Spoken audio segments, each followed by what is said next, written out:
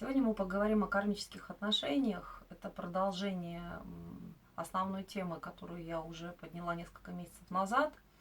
И почему я возвращаюсь к этому вопросу? Наверное, потому что практически каждый день, может быть, через день, мне этот вопрос задают мои клиенты. Когда они спрашивают, вот чем отличаются родственные отношения, родственные души, кармические души или это близнецовые пламена, что это такое, что связывает людей и почему в одних ситуациях, допустим, брак может быть коротким, и это нормально, и вроде бы это судьбоносная ситуация, а в других отношениях все сложно, и они могут не складываться годами. Так вот, сейчас я хочу объяснить, уже опираясь на свою собственную практику, как можно отличить отношения по типу родственные души, то есть когда ты встретил своего человека, встретил свою вторую половинку, и на что это похоже, вот что вы будете испытывать, то есть вы можете сами себя диагностировать, не обращаясь ни к одному из эзотериков, вы можете ответить себе на свои вопросы. Кого вы встретили, ваша это судьба или это не ваша судьба, вот об этом мы сегодня поговорим. Итак, основные признаки того, что вы встретили своего человека, свою половинку, и чтобы у вас просто развеялись сомнения, вы перестали себя терзать.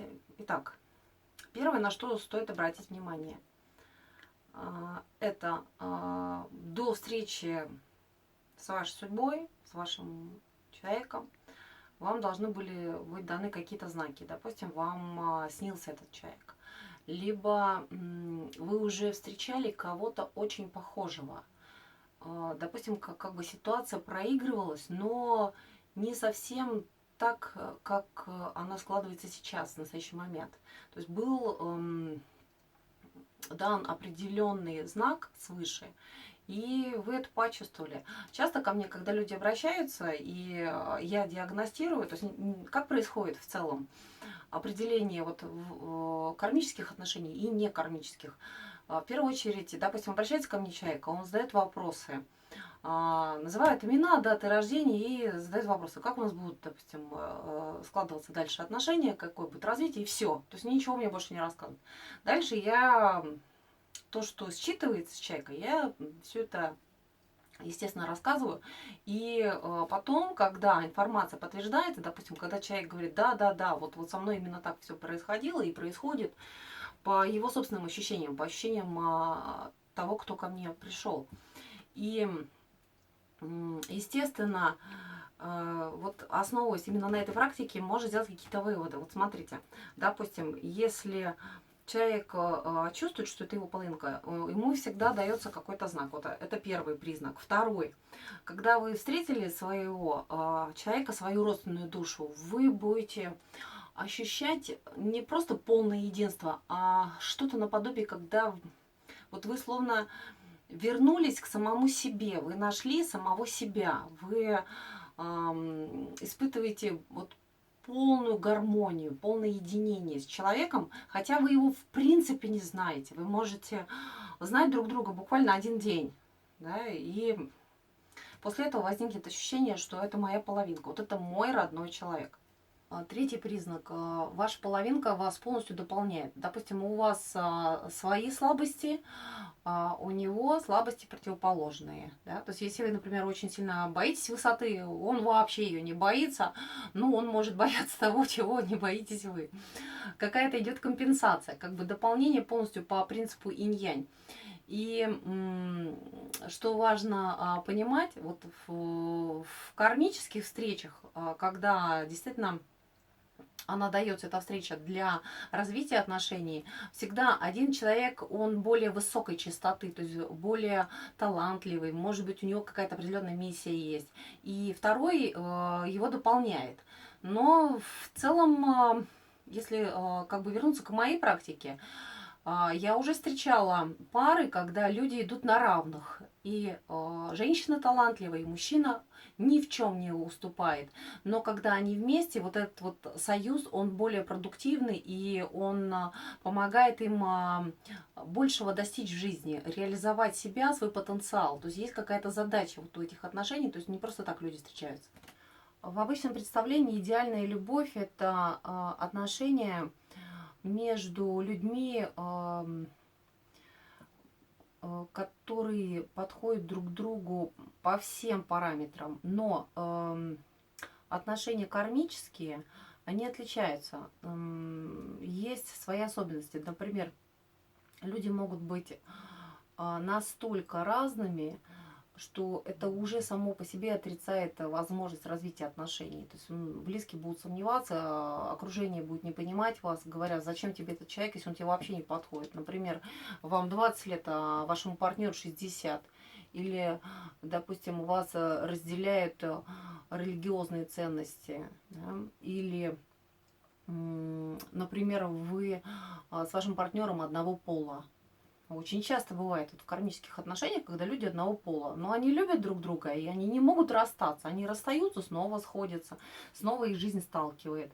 Еще один из признаков вот тех самых судьбоносных отношений – это полная зависимость друг от друга. Когда вот эта уязвимость, она настолько остро ощущается, что буквально невозможно жить без этого человека. То есть вот вы можете быть успешным во всем, но если вы не вместе, вот если вы не обрели эти отношения, как бы познакомились, но ни к чему не пришли, отпустили просто друг друга, то вы будете все время тосковать, думать, постоянно думать, думать, думать. То есть это работа как какая-то программа в голове, где-то там она играет это музыка в кавычках, и не отпускает. Вот. Но еще один признак очень важный, это то, что душевная боль, она начинает отражаться рано или поздно именно на вашем физическом состоянии. То есть включается психосоматика, когда у вас могут быть физические боли. Вот когда людей скручивает, или человек постоянно мутит, вот постоянно он чувствует какое-то напряжение в области живота. Еще вот, у всех людей разные симптомы, разные состояния, когда они переживают. Вот, но это происходит именно тогда, когда отношения не развиваются. Да? Вот именно при таких условиях. Если вы вместе и вы пытаетесь эти отношения выстраивать, ничего подобного вы не будете испытывать. Но как только вы расстаетесь, сразу начинаются ломки. Вот физическая боль, когда ничем невозможно ее убрать, снять, никто не может помочь. Ни врачи, потому что нету реальных оснований для лечения, то есть невозможно человека вылечить. Ни психиатры, ни психологи не могут помочь. Обычно, когда судьба сталкивает две половинки, обе не готовы. То есть никто не готов к встрече со своей судьбой. И, естественно, всегда будут какие-то преграды, всегда будут препятствия. Часто бывает в кармических отношениях один не свободен или оба не свободны. Или, допустим, человек решил не связывать себя узами брака в принципе. То есть не ставит себе такой цели. Допустим, занимается духовным саморазвитием, духовными практиками. Или вообще посвятил себя и свою жизнь целиком Богу, служению Богу. И когда он встречает человека, с которым он должен пройти по этой жизни, то всегда первая реакция – это протест. Я не видела еще ни одной ситуации, когда люди друг друга полностью приняли и осознали необходимость этих отношений.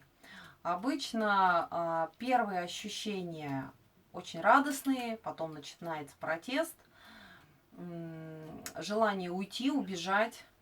Возможно, это происходит с одним из партнеров, либо оба приходят к одному мнению, что нет смысла бороться, да и зачем. И как бы, вы знаете, такая ситуация, она похожа на что-то абсолютно лишнее. Вот зачем человеку даются такие встречи, если у него как бы все есть. Вот, вот смотрите сами. А, Приведу пример.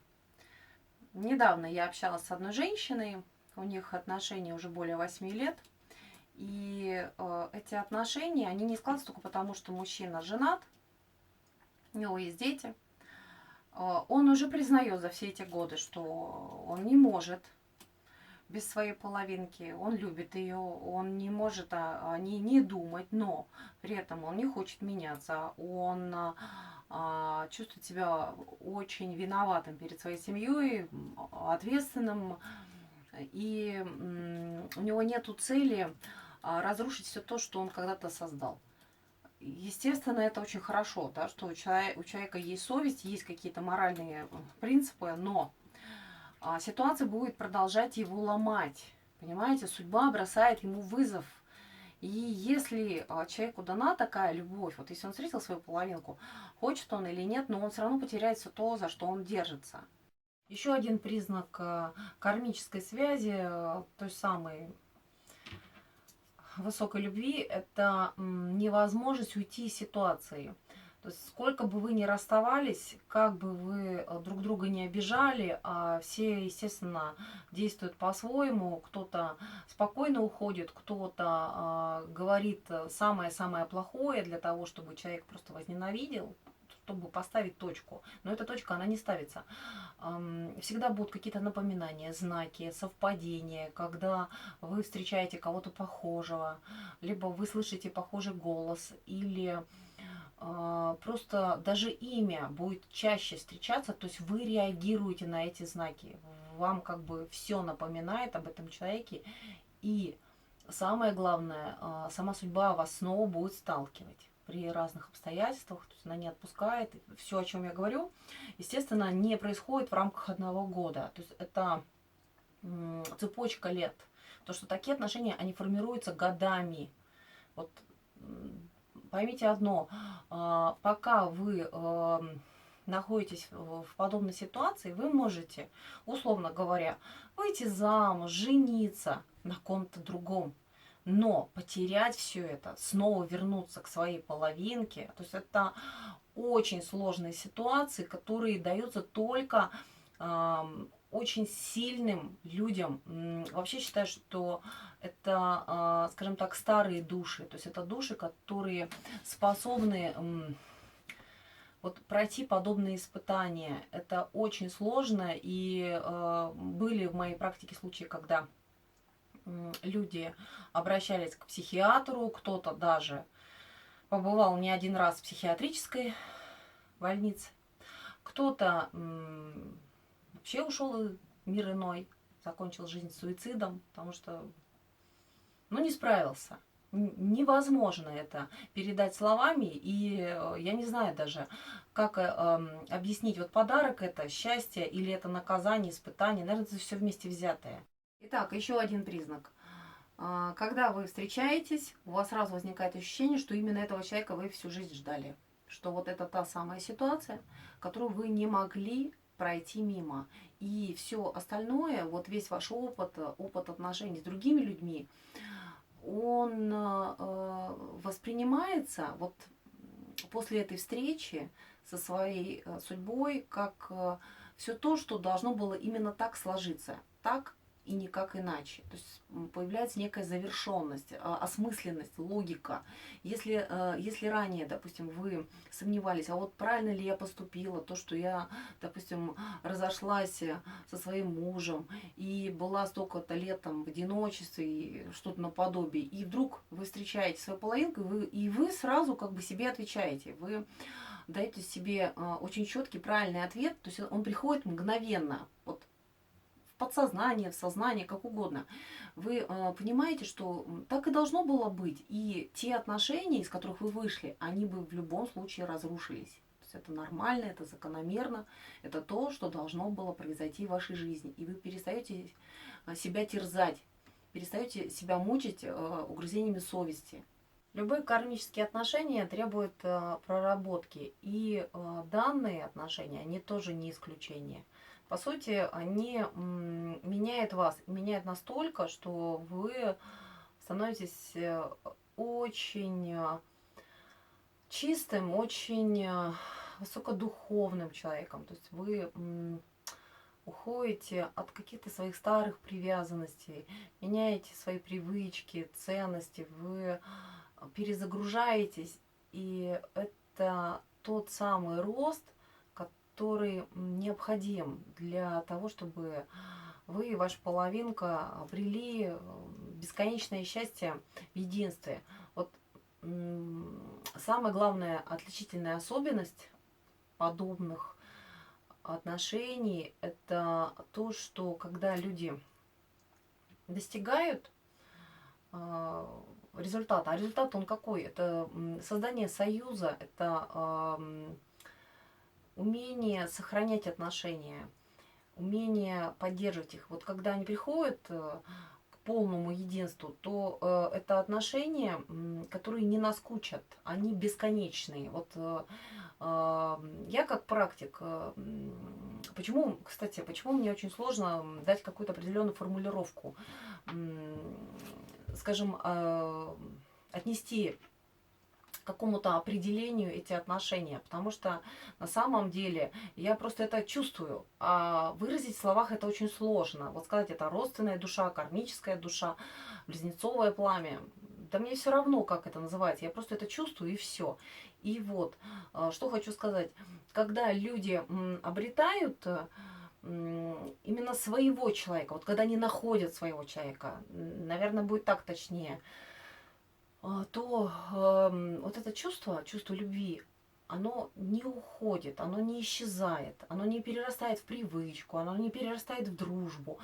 С этим человеком вы можете быть счастливы из года в год, изо дня в день. То есть это не уходит, это вот состояние бесконечности. Вот когда я считываю информацию, почему я стала как бы для себя вот такие отношения абсолютно разных людей. Вот ко мне обращаются люди из разных социальных групп, разных социальных статусов.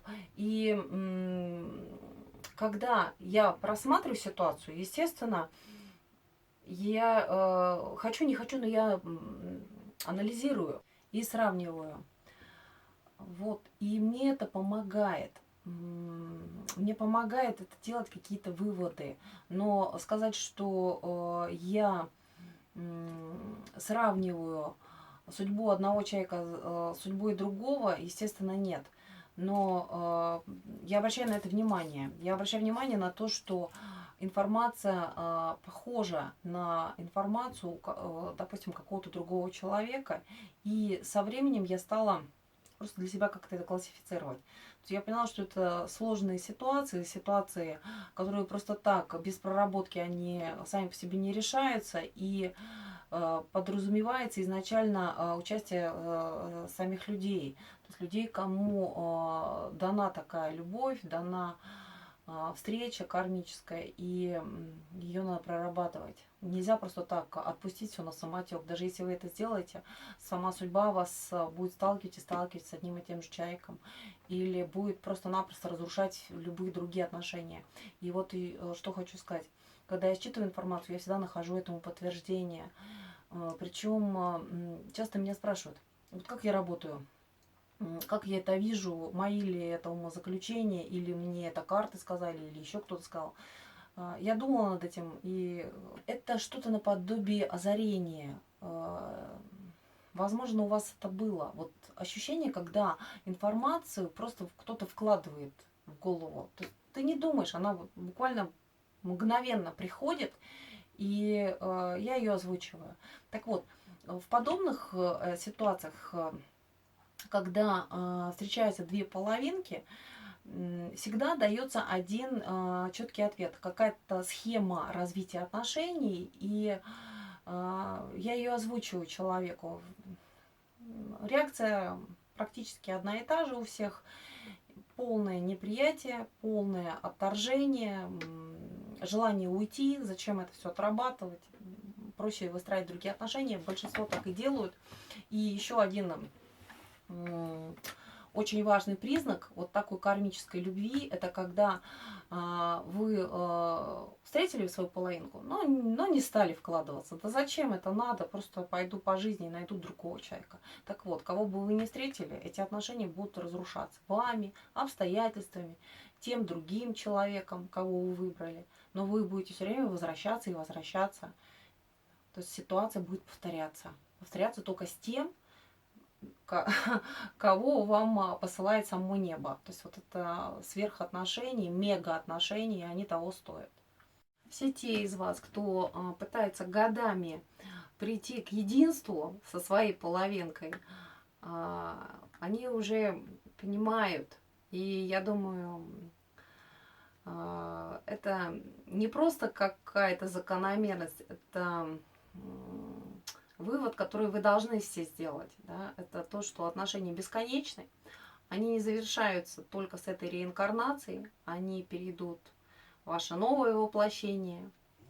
Если вы это признаете или даже не признаете, но это будет работать. Работать как какая-то программа, которую невозможно изменить, от нее нельзя уйти. То есть это отношения высшего порядка. И люди, еще раз повторю, которые посвятили свою жизнь, да, буквально годы, это часто бывают ситуации, развивающиеся десятилетиями, вот они понимают. Вот я думаю, что кто-то из вас, кто сейчас смотрит это видео, меня прекрасно понимает, о чем я говорю. Что если ты человека не можешь забыть, отпустить год, 2, 5, 10 и далее, то это, наверное, зачем-то дано. Да? То есть нельзя от этого уходить. Уйти от себя нельзя. И нельзя уйти от своей судьбы. Если это дано, значит, надо прикладывать усилия. Прикладывать усилия для того, чтобы эти отношения развивались, а не бегать от них. Вот и весь вывод.